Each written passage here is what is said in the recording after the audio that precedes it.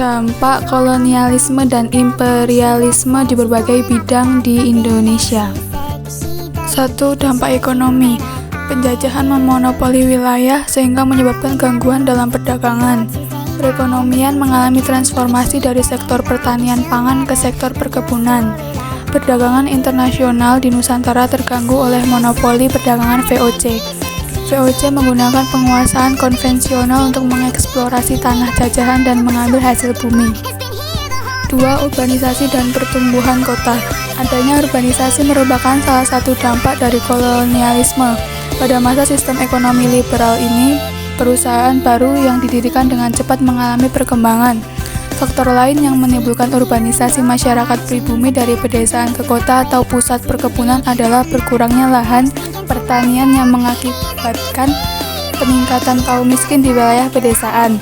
Pertumbuhan industri dan perkembangan berhasil melahirkan kota-kota pesisiran seperti Tuban, Gresik, Batavia, Surabaya, Semarang, dan Banten.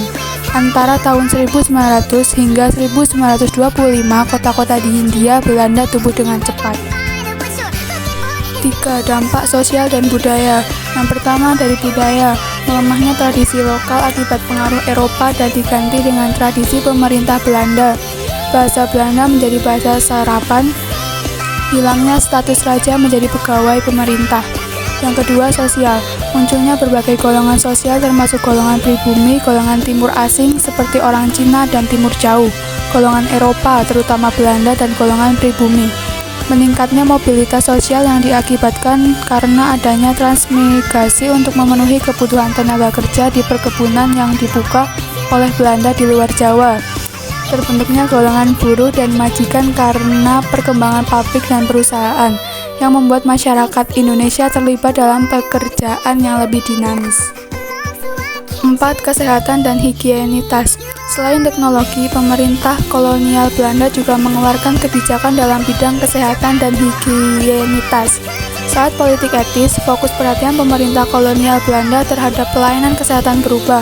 Pada tahun 1641, VOC sudah mendirikan bangunan rumah sakit permanen di Batavia. Pada masa penjajahan Belanda, selain rumah sakit, juga berdiri fasilitas kesehatan di berbagai daerah di Indonesia, seperti laboratorium penelitian di Batavia yang berdiri tahun 1888. Mobilitas sosial. Beralih fungsinya lahan pertanian desa menjadi perkebunan besar. Keinginan untuk terhindar dari berbagai kewajiban, bermunculan kota-kota baru, munculnya golongan cendekiawan yang bekerja di kantor-kantor milik pemerintah di kota. 6. Politik penerapan sistem indirect rule atau sistem pemerintahan tidak langsung dengan menjadikan para bupati sebagai penguasa VOC dan digaji oleh pemerintah kolonial. Munculnya perlawanan dari rakyat Nusantara terhadap penerapan sistem pemerintahan Hindia Belanda. Kebijakan yang keluarkan Belanda banyak berpengaruh pada kerajaan-kerajaan. 7. Pendidikan. Munculnya pengajaran gaya barat melalui pendidikan Eropa pada klan priai seperti keturunan raja, bangsawan atau penguasa kaya. Munculnya golongan terpelajar, bangsa Indonesia menjadi tahu perkembangan yang terjadi di dunia luar.